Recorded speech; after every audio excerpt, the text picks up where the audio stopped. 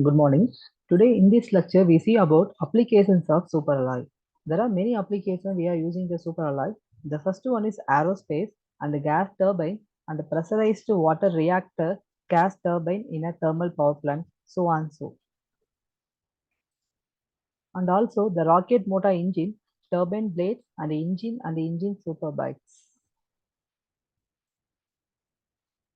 What are the chemical development on nickel-based superalloy?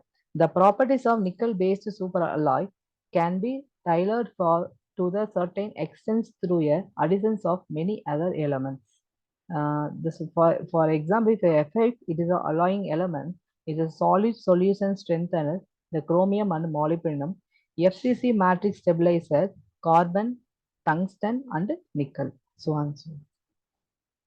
So what is meaning of creep resistance? Creep resistance is a depends on the slowing the speed of dislocation motion within a crystal structure. In a nickel-based superalloy, there is a gamma nickel, aluminum, and titanium phase present act as a barrier to dislocation motion.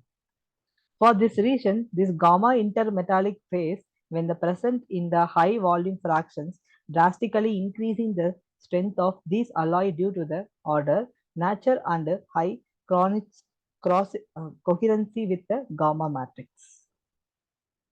In order to improve the oxidation resistance, these alloys, aluminum, chromium, boron, and are added to the aluminum and chromium forms the oxide layer, the passives. passives.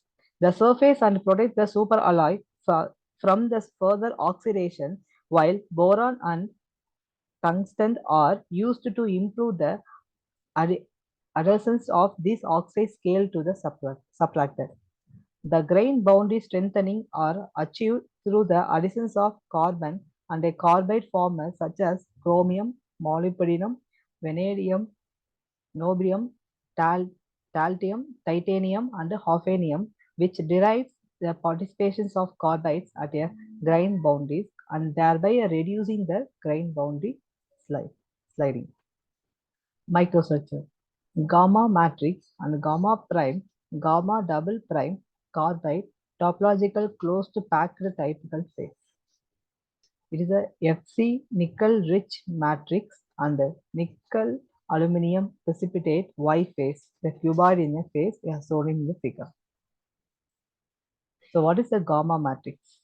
It is a continuous matrix and FCC nickel based non-magnetic phase that is usually a high percentage of solid solution element. Alloying elements found in most commercial nickel-based alloy are carbon, chromium, molybdenum, vanadium, niobium, iron, titanium, aluminum, and thallium. The no phase transformation upon the mean temperature. Here I show the nickel-based diagram of the cubic structure. And what is meaning of gamma prime? It is an intermetallic phase based on the nickel and titanium and aluminum which have an ordered FCC structure. In gamma dash phase, the nickel atoms are at the phase center and the aluminum and or titanium atoms are the cubic center. Gamma prime, gamma dash, it is a precipitated as the superoidal phase or cuboidal shape depends upon the volume fractions of particles. Cuboidal participates were noted in the alloy with a higher aluminum and the titanium content. The changes in the morphology is related to the matrix precipitate mismatch. It is observed that gamma days occurs as pairs of 0 to 0.2 percentage mismatches, becomes cuboidal for mismatches of 5.5 percentage to 1.1 percentage, and is a plate like a mismatch above the 1.25 percentage. So deformation properties of gamma and gamma phase. The gamma phase is a ductile at all temperature, modern strength, which decreasing with temperature.